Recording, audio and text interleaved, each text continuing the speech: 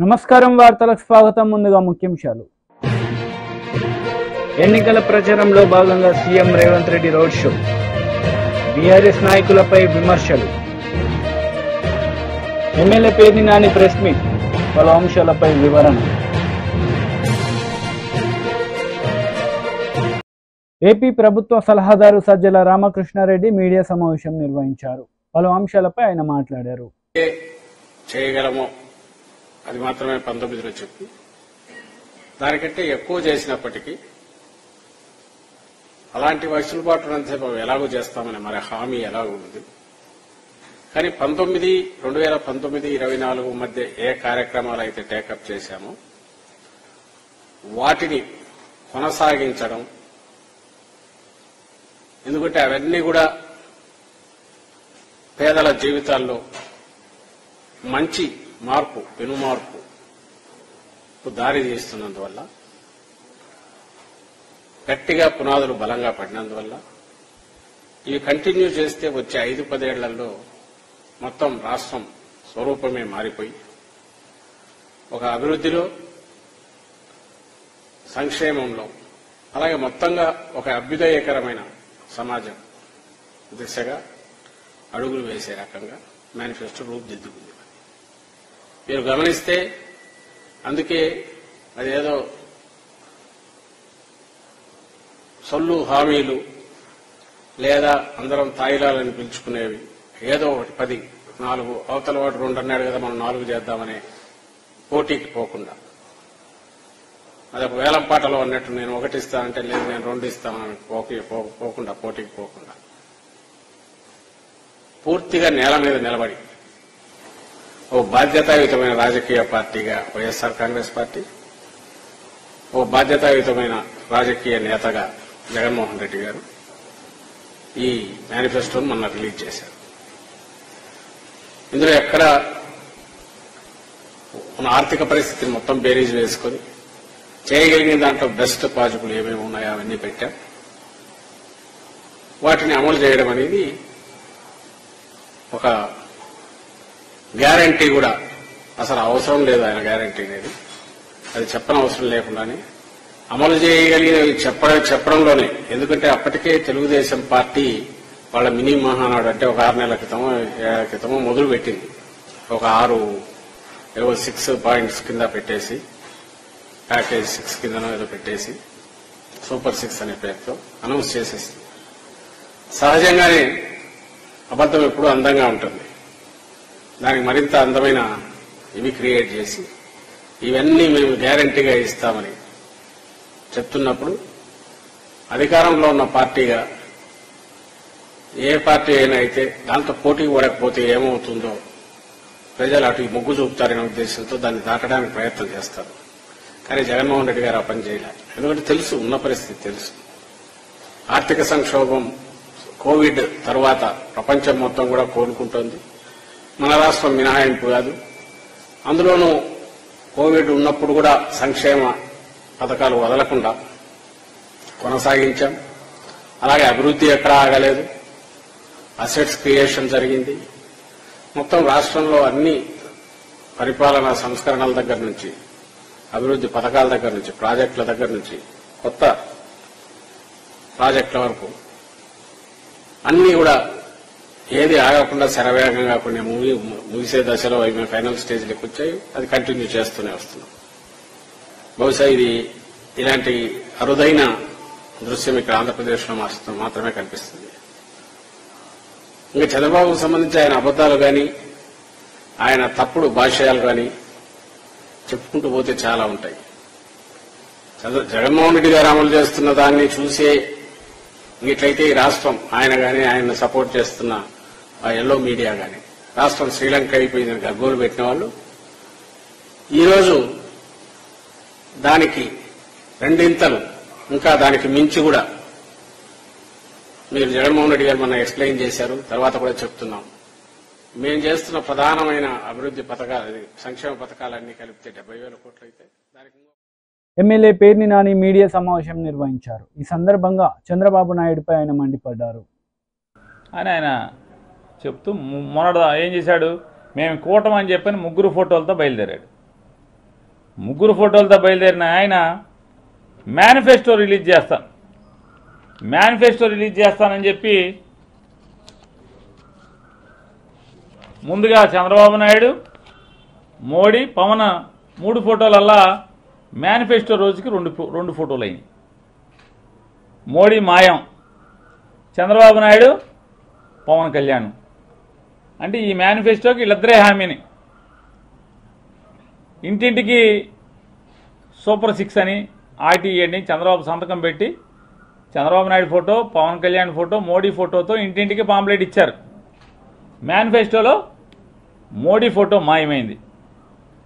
Modi photo మాయమైంది ఏంటయ్యా అంటే, మా మేనిఫెస్టోకి భారతీయ జనతా పార్టీ ఆర్థికపరమైనటువంటి ఒత్తాసు లేదు. వాళ్ళు మేము ఈ హామీలు అమలు చేయాలంటే కనుక సంవత్సరానికి 1,50,000 నుంచి 2 లక్షల కోట్లు కావాలి, కాబట్టి మా వల్ల కాదు, మేము ఇంత మోసం చేయగలం కానీ దేశాన్ని ఇంత చంద్రబాబు అంత దగా మోసం చేయలేమని చెప్పని భారతీయ జనతా పార్టీ తప్పుకుందని చెప్పారు.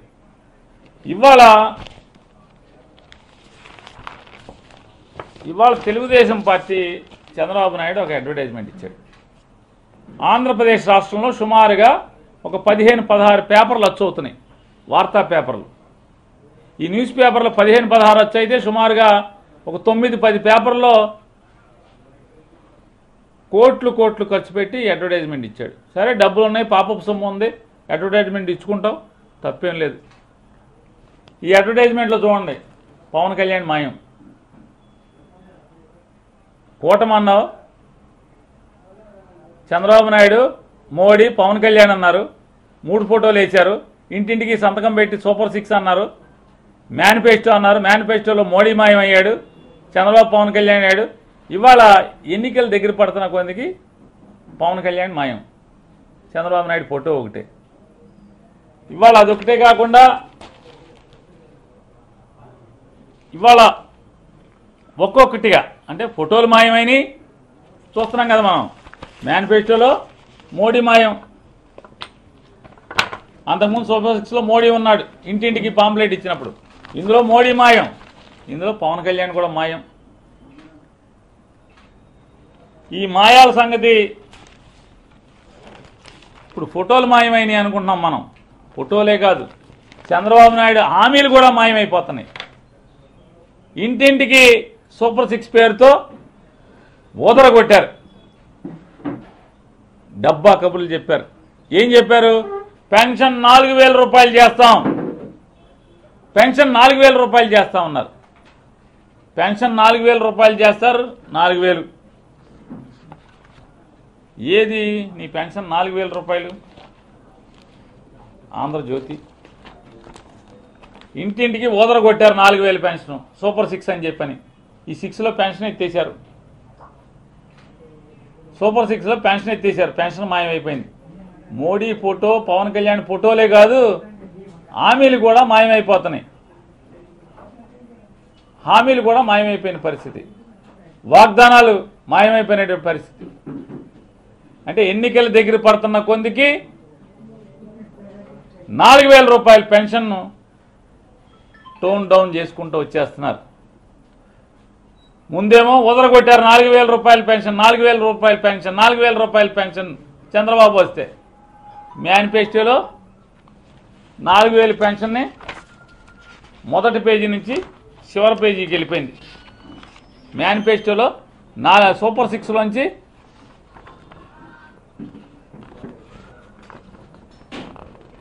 చివరి పేజీలోకి వెళ్ళిపోయింది. ఎన్నో పేజీ చూడండి, 4వ పేజీ 5వ పేజీలోకి వెళ్ళిపోయింది. ఇవాళ దీంతో అసలు లేకుండా పోయింది. టీడీపీ ఎమ్మెల్సీ అశోక్ బాబు మీడియా సమావేశం నిర్వహించారు. ఈ సందర్భంగా పలు అంశాలపై ఆయన మాట్లాడారు.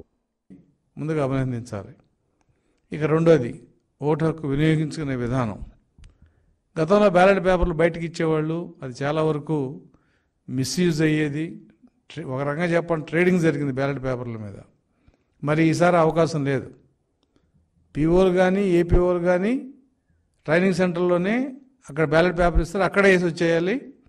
మిగతా ఓపీఓలు వీళ్ళందరూ కూడా ప్రతి నియోజకవర్గంలో ఒక ఫెలిసిటేషన్ సెంటర్ పెడతారు. అక్కడికి వెళ్తే బ్యాలెట్ పేపర్ అక్కడే ఇస్తారు, అక్కడే వేసేయాలి. అంటే 13 మే కంటే ముందే వీళ్ళందరూ ఓటు హక్కు వినియోగించుకుంటారు. వీళ్ళది సాధ్యమైనంత వరకు మాన్యువల్ బ్యాలెటే ఉంటుంది. జనరల్ ఎలక్షన్స్ ఓటింగ్లో ఈవీఎంలు ఉంటాయి. అయితే మాకున్న సమాచారం, మేము చాలా జిల్లాల్లో ఉద్యోగ సంఘాలతో మాట్లాడాం, ఉద్యోగులతో మాట్లాడాం. కొన్ని చోట్ల ఆర్ఓలు ఇబ్బంది పెట్టారు ఫారం 12 తీసుకోవటానికి. మేము ఎక్కడ తీసుకోం అక్కడ తీసుకోమన్నారు. దానికి మేము సీఈఓతో మాట్లాడి క్లారిఫికేషన్ ఇప్పించాం. ఏదైనప్పటికీ కూడా 26వ తారీఖు ఆఖరి తేదీ అన్నది ఈరోజు 1వ తారీఖు వరకు దీన్ని తీసుకురావడం జరిగింది. అవసరం అయితే 1 కూడా పెంచాల్సిన బాధ్యత ప్రభుత్వానికి ఉంది, ఎలక్షన్ కమిషన్కి ఉంది. ఎందుకంటే ఉద్యోగస్తుల వరకు సరిపోయింది, కానీ ప్రైవేట్ వ్యక్తులు ఎవరైతే ఇప్పుడు క్యాబుల డ్రైవర్లు ఎవరినైతే ఎలక్షన్ కమిషన్ డ్యూటీలకు తీసుకుంటుందో మరి వాళ్ళందరూ కూడా ఓటు హక్కు ఇచ్చి పోస్టల్ బ్యాలెట్ ఇవ్వాలని మేము డిమాండ్ చేసాం. ఆ దిశగా కూడా ఎలక్షన్ కమిషన్ పనిచేస్తుంది. అయితే ఇక్కడ కొన్ని అంశాలు కొన్ని స్పష్టంగా మాట్లాడుకోవాలి. ఉద్యోగస్తుల విషయంలో వైసీపీ ప్రభుత్వం చేసిన ద్రోహం ఏంటో ఉద్యోగస్తులందరికీ తెలుసు. రివర్స్ బీఆర్సీ భారతదేశంలో మొట్టమొదటి. టీడీపీ రాష్ట్ర అధికార ప్రతినిధి సయ్యద్ రఫీ మీడియా సమావేశం నిర్వహించారు. ఈ సందర్భంగా సీఎం జగన్ పై ఆయన మండిపడ్డారు. ఒక దగ, ఒక అంబకు, మళ్ళీ దాన్నే ప్లస్ అని పెట్టి నువ్వు ప్రజల్లో మా మేనిఫెస్టో గురించి మాట్లాడతావు. నీకు దమ్ము ఉంటే 2019లో నువ్వు ఇచ్చిన మేనిఫెస్టోలో పాయింట్ టు పాయింట్ ఇది చేశాను అని చర్చకి రా. చంద్రబాబు నాయుడు గారు ఛాలెంజ్ చేశారు, నాతో చర్చకి రా, నువ్వేం చేశావో నేనేం చేశానో చెప్దామని చెప్పేసి.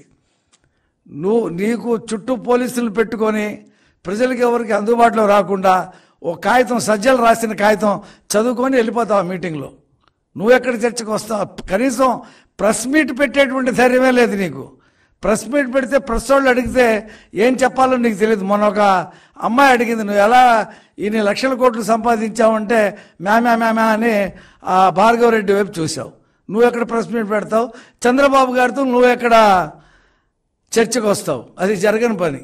ఇకపోతే మా మేనిఫెస్టో 2019లో మేము చాలా విషయాలు చెప్పాం.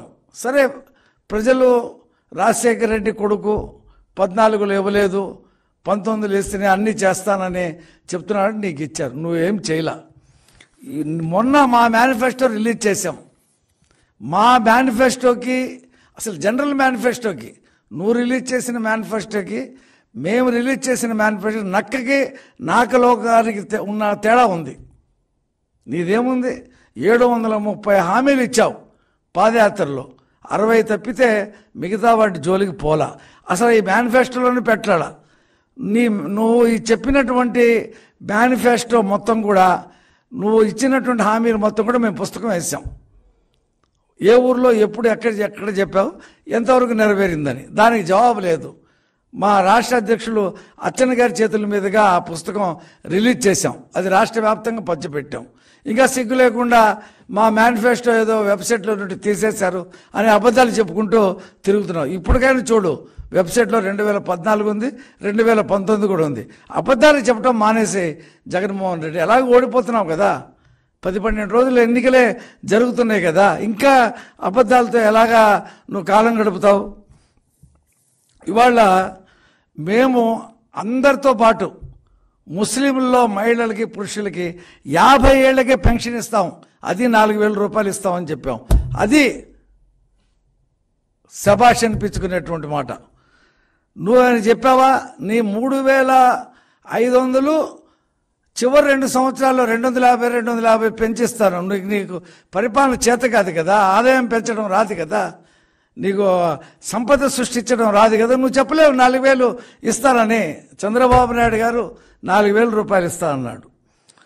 ముఖ్య పట్టణాల్లో ముస్లిం మైనార్టీలకి ఈద్గాల కోసం, ఖబరస్థాన్ల కోసం, మసీదుల కోసం స్థలం కేటాయిస్తామని చెప్పి. ఎందుకంటే జనాభా పెరిగింది, ఖబరస్థాన్లు కావాల్సి వస్తున్నాయి, అలాగే ఈద్గాలు కావాల్సి వస్తున్నాయి. ఆ పరిస్థితిని దృష్టిలో పెట్టుకొని నీకు ఈ హామీ ఇవ్వటం జరిగింది. ఎన్నికల ప్రచారంలో భాగంగా CM Revanth Reddy road show నిర్వహించారు. ఈ సందర్భంగా బీఆర్ఎస్ నాయకులపై ఆయన పలు విమర్శలు చేశారు. మా మిత్రులందరూ తెలియజేస్తున్నా, మిత్రులారా మీరు ఆలోచన చేయండి. ఆనాడు 1980లో దేశ రాజకీయాలలో కాంగ్రెస్ పార్టీ ఓడిపోయిన తర్వాత ఎన్నో వేగవంతమైన పరిణామాలు, ప్రజలకు అన్యాయం జరుగుతుంటే ఆనాడు శ్రీమతి ఇందిరాగాంధీ గారు కాంగ్రెస్ పార్టీ పక్షాన ఈ మెదక్ పార్లమెంటు నియోజకవర్గంలో 1980లో నిలబడితే లక్షలాది మెజారిటీ మీరు ఇవ్వడంతో ఆనాడు ఉమ్మడి రాష్ట్రం ఆంధ్రప్రదేశ్లో 42 ఎంపీ సీట్లుంటే 41 ఎంపీ సీట్లు తెలంగాణ రాష్ట్రం నుంచి ఇచ్చి శ్రీమతి ఇందిరాగాంధీని ఈ దేశానికి ప్రధానమంత్రిని చేసిన చరిత్ర మన తెలంగాణ గడ్డకుంది, మన మెదక్ ప్రాంతానికి ఉంది. మిత్రులారా, ఆనాడు 80లో గెలిచిన ఇందిరమ్మ ఈ ప్రాంతంలో పరిశ్రమలను తెచ్చింది, పెట్టుబడులు ఇచ్చింది, ఈ ప్రాంతాన్ని అభివృద్ధి చేసింది. ఈ రోజు దేశంలో నలుమూలల నుంచి కార్మికులు వచ్చినా, కర్షకులు వచ్చినా, వ్యాపారస్తులు వచ్చినా, పెట్టుబడిదారులు వచ్చినా మన ప్రాంతానికి ఆనాడు జవహర్లాల్ నెహ్రూ గారు మనకు బిహెచ్ఎల్ ఇచ్చిండ్రు. మన ఇందిరాగాంధీ గారు పటాన్చెరు పారిశ్రామిక వాడనిచ్చిండ్రు.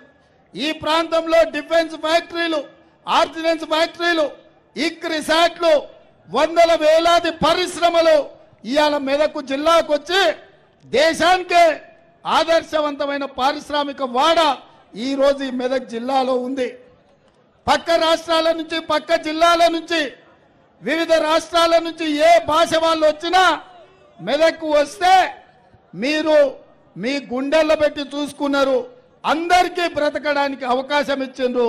మీరు గొప్ప మనసున్నోళ్ళు, ఈ ప్రాంత ప్రజలు మంచికి మారు పేరని ఇవాళ నేను చెప్పదలుచుకున్నా. అందుకే మిత్రులారా, ఇవాళ ఇందిరమ్మ నాయకత్వం వహించి ఈ దేశ ప్రధానమంత్రిగా ఈ మెదక్ పార్లమెంటు నుంచే ఇందిరాగాంధీ గారు నాయకత్వం వహించారు. మరి అట్లాంటి మెదక్ పార్లమెంటు ఒక బలహీన వర్గాల యువకుడికి ఏ తండ్రుల తాతల ముత్తాతల పేరు మీద రాలే, వందల వేల కోట్ల రూపాయలు చూసి ఇవ్వలే. బలహీన వర్గాలు ఒక ముదిరాజు బిడ్డకు మెదక్ పార్లమెంట్ నుంచి ఎన్నిక చేయాలి. ఇందిరాగాంధీ ప్రాతినిధ్యం వహించిన పార్లమెంటు నుంచి ఒక బలహీన వర్గాల బిడ్డను పార్లమెంటుకు పంపించాలన్న ఆలోచనతోని శ్రీమతి సోనియా గాంధీ గారు ఈరోజు ఈ సీట్ ఇచ్చిండ్రు మిత్రులారా.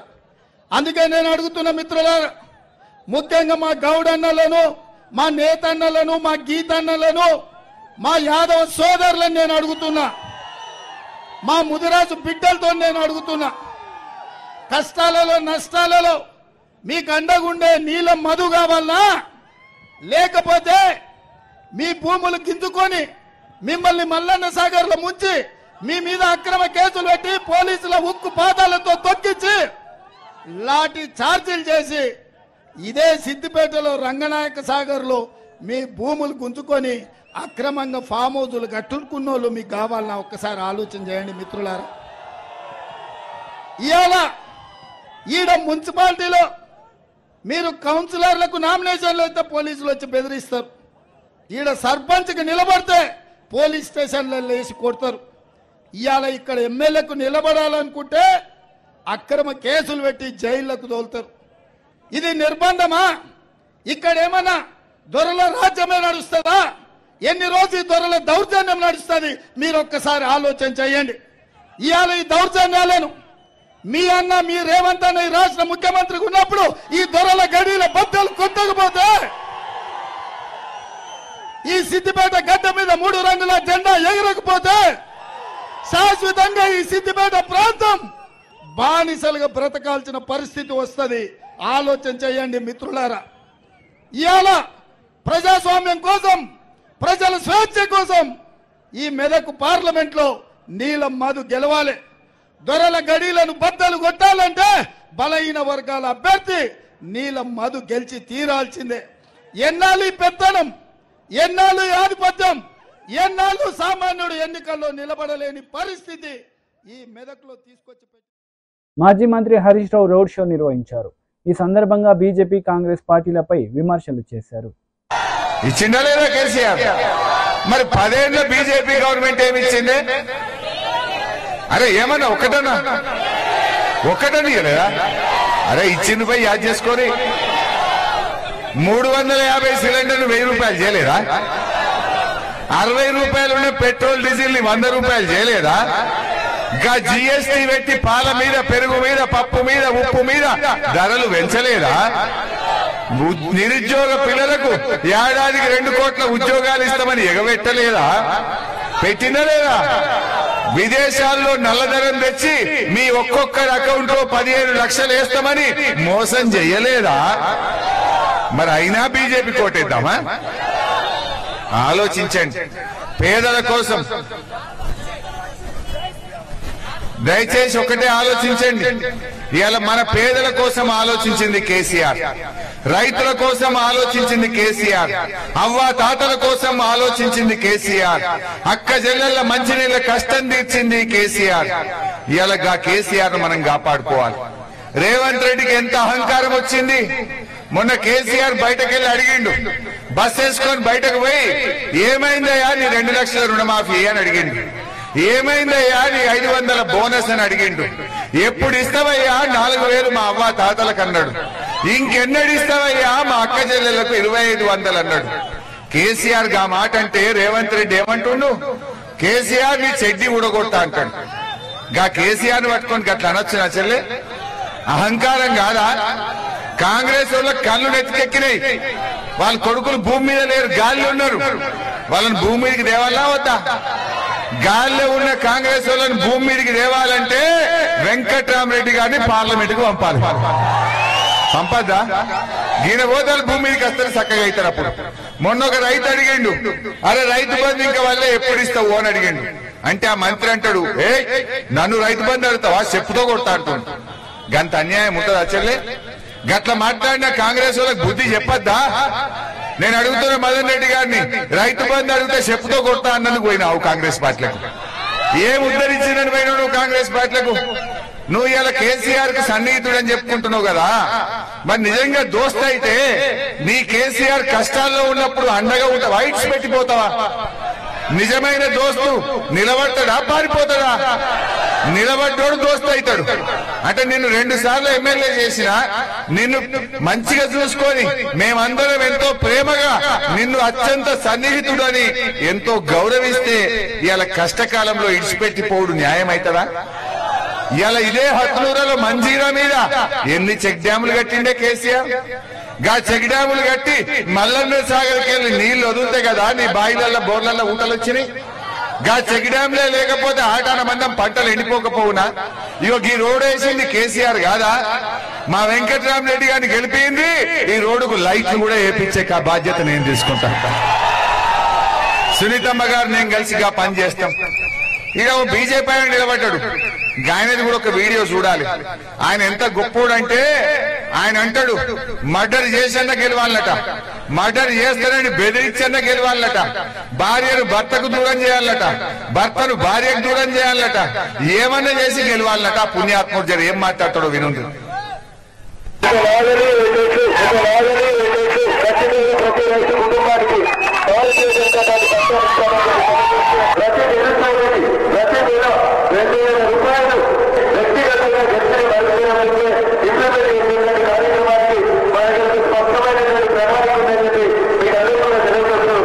భారతీయ జనతా పార్టీని గెలిపిస్తే నేను గెలిపించిన 6 నెలలలో కేంద్ర మంత్రిని తీసుకువచ్చి దుర్గారెడ్డి ఎక్స్టెంట్ పార్టీ మంజూరు చేపిస్తామని చెప్పి ఈ సందర్భంగా తెలియజేస్తా ఉన్నాను. పైసలు వచ్చి గెలిచినా, తప్పు పని చేసి గెలిచినా, తలవాళ్ళు కొట్టి గెలిచినా, మర్డర్ చేసి గెలిచినా, మర్డర్ చేస్తాను భయపట్టి ఓటు చేయించుకున్నా, ఏమి చేసినా గెలిస్తేనే మనం అందరం తెల్లగుంటాం, తలకాయ ఎత్తుకుంటాం. మాజీ మంత్రి కేటీఆర్ ప్రెస్ మీట్ నిర్వహించారు. ఈ సందర్భంగా పలు అంశాలపై వివరణ ఇచ్చారు. కేసీఆర్ ముఖ్యమంత్రి ఉన్నప్పుడు ఆ రోజు కూడా ఇట్లాగే నోటీస్ ఇచ్చిండ్రు. అందులో కూడా విద్యుత్తు నీతి కొరతల గురించి ప్రస్తావించిండ్రు అనుకుంటా.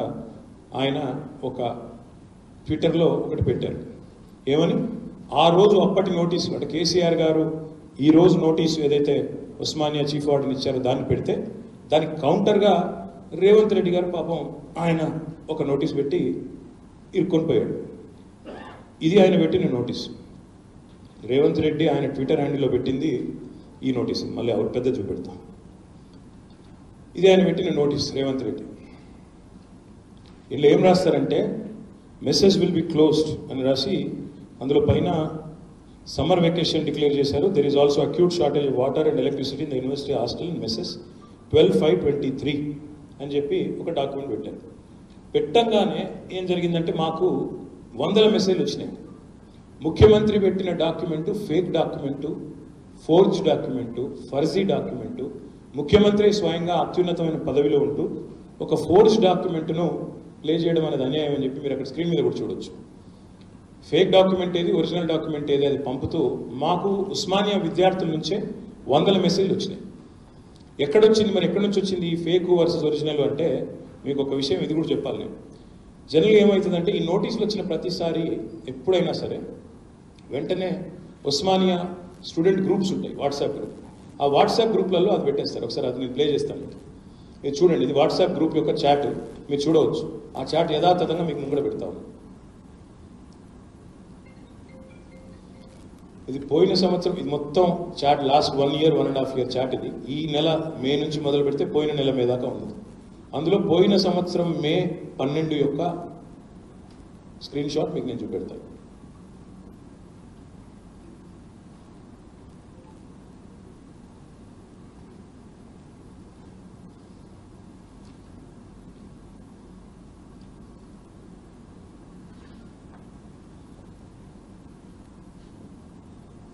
ఇది పోయిన సంవత్సరం మే 12 నాటి స్క్రీన్ షాట్. అందులో ఏముందంటే మీకు ఇది ఇంపార్టెంట్, ఇది చాలా. ఇందులో ఏముందని చెప్తాను. ఎంత దుర్మార్గం అంటే ఈ ముఖ్యమంత్రి స్వయంగా ఫేక్ డాక్యుమెంట్లు తయారు చేయడం అనేది ఎంత చండాలం అంటే ఈయన పెట్టిన దానిలోనేమో ఫేక్ డాక్యుమెంట్లో acute shortage of water and electricity in the university hostels and messes అని తయారు చేసి పెట్టినాడు. ఒరిజినల్ ఒకసారి పెట్టండి, ఒరిజినల్ పెట్టండి. ఒరిజినల్ది చూడండి దయచేసి. ఒరిజినల్ దానిలో ఏముందంటే, ఒరిజినల్గా 12th May నాడు ఇచ్చిన 2023 నాడు ఇచ్చిన దానిలో ఏముందంటే, university has declared summer vacations to the students and hence mess facility to the PG hostels will be closed with effect so and so date and will be reopen on so and so date. ఇంతే. Shortage of water లేదు, electricity లేదు. ఇది రేవంత్ రెడ్డి అనే ఒక పనికిమాలిన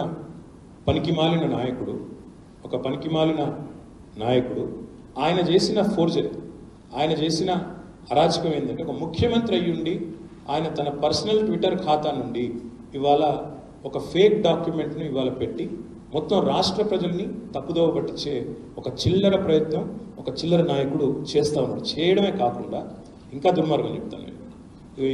ఇంకో రెండు proofs ఇవన్నీ మీకు ఇస్తాను. ఇది Osmania university student group chat. అందులో కూడా ఈ ఒరిజినల్ ఉంది. రేవంత్ రెడ్డి ఫేక్ ఏదైతే ఫోర్జ్ చేసిందో అది ఉంది. దాంతోపాటు 2-3 గ్రూప్స్ ఇవి, ఒకటి కాదు. ఇది MCOM 4th semester గ్రూపు, ఇది OU కాలేజ్ స్టూడెంట్ క్లబ్. ఈ 2 గ్రూప్స్లో కూడా ఆనాటి యొక్క నోటీస్ ఉన్నది. ఇంకా దుర్మార్గం ఏంటంటే వాళ్ళు రేవంత్ రెడ్డి ఏం చేస్తున్నాడంటే, మేము మొత్తం ఈ నోటీస్ రాగానే మాకు కూడా అనుమానం వచ్చింది. వార్తలు ముగించే ముందు ముఖ్యాంశాలు మరోసారి. ఎన్నికల ప్రచారంలో భాగంగా CM Revanth Reddy road show, BRS నాయకులపై విమర్శలు, MLA Perni Nani press meet, పలు అంశాలపై వివరణ. ఈ వార్తలు ఇంతటితో సమాప్తం. తిరిగి ప్రసారమయ్యే వార్తల్లో మళ్ళీ కలుద్దాం. అంతవరకు సెలవు. నమస్తే.